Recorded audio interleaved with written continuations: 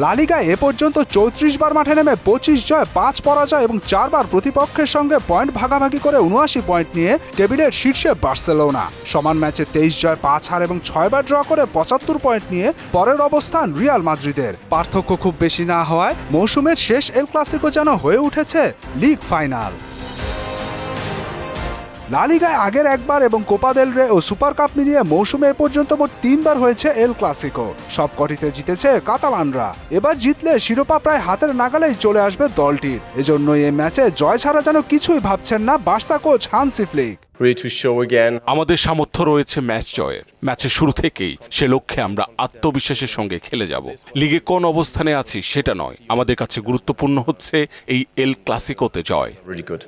এদিকে হেরে গেলে ট্রফি ধরে রাখার মিশন অনেকটাই ম্লান হয়ে যাবে রিয়াল মাদ্রিদের। বার্সার চেয়ে লস ব্লাঙ্কোসদের ওপর চাপটা যে বেশি তা কোচ আঞ্চলিকদের কথাতেই স্পষ্ট।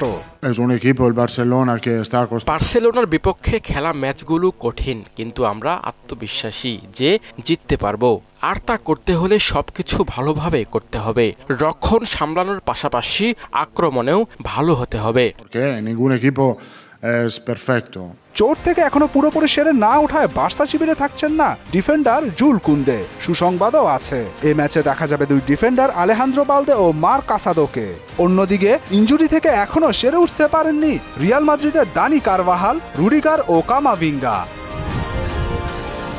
মুদাসসির আলী, মোহনা সংবাদ।